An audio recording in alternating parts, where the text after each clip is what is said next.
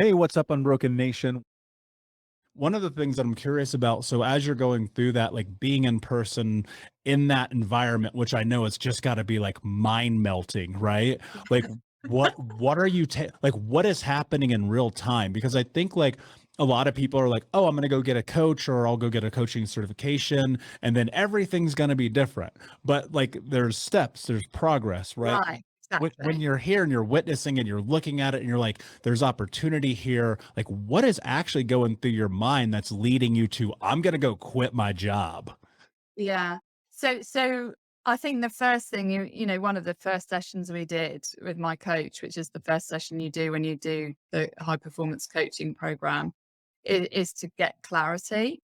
And to get, I was all over the place in terms of where I was, but I had quite good clarity as to where I wanted to go and what I wanted to do. And you don't have to have, you don't have to have the supervision um, in your mind, but it's helpful to know, okay, by the end of this week, this month, this quarter, this year, this is what I want my life to look like, and this is where I want to be, and then and just kind of really visualizing the struggle, which Brendan talks about as honor the struggle. It is visualizing that, it's not going to be an easy road. It's going to be bumpy. It's going to be rocky. You're going to fall over. But just keep going. So I think the big one for me was just doing the clarity initially. Energy, as I said, was rock bottom when we did the energy session. And so there was a huge focus, as you said, um, on my nutrition because I was comfort eating, at the Mhm. time when I was at the firm, I was drinking copious quantities of wine, excuse me, in the evening to numb the pain of the situation.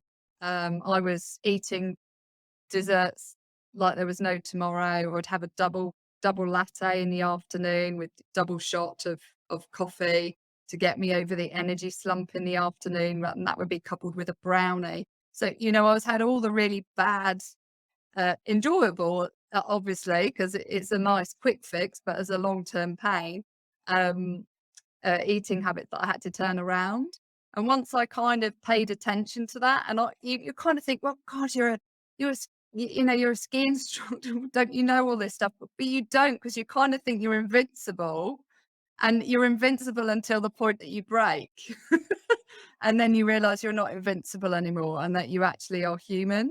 And you have to do the work to fix yourself. So that was really, it was a really big learning journey about myself personally, and understanding what my strengths are, and not letting people diminish that, and letting my own self-talk diminish it as well was really key too, is pulling out the strengths that I can leverage to move myself forward on that trajectory. So And that was there where for myself when I went through a lot of the beginning of this journey, and even still today, depending on what it is, there is this massive reframing that takes place, this massive kind of sitting down, creating acknowledgement, looking at how I got to where I was, and then making these shifts. Now obviously with the work that you do around brain health, neuroplasticity plays a huge role in this, right?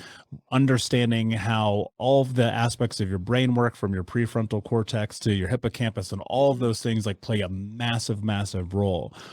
What do you think is a piece of information about brain health that you've learned that changed your life forever? Oh wow, that's such a good question. I think the biggest thing, bearing in mind, my medical imaging and spectroscopy was not associated with the brain, but of skin, looking at skin cancer. I think the biggest thing for me was knowing that I had the power to change my brain. So we kind of, people grow up with this concept that if your brain is broken, you can't fix it, and it's totally not true. Or we give our power away to the medical profession to expect them to fix it. And actually, they don't have very much power at all in the scheme of being able to fix your brain. a lot of that power sits with you, and a lot of it sits within your mindset, and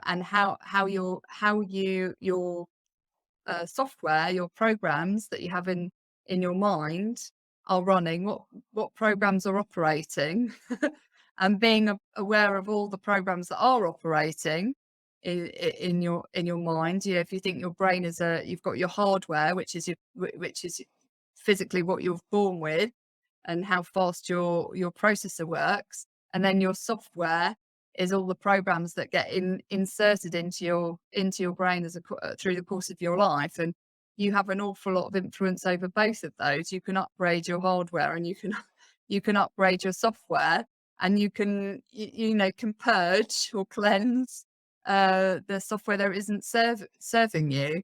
And I think that was really the biggest thing, is just learning that I can fix I can fix my brain. I have the power to change it. I'm not stuck with the brain I have. I can make it better. And there's so many different ways in which you can do that. And that's what I love to do with people now, is they have so much more control than they think they have, in terms of shaping their mindset and then shaping their future.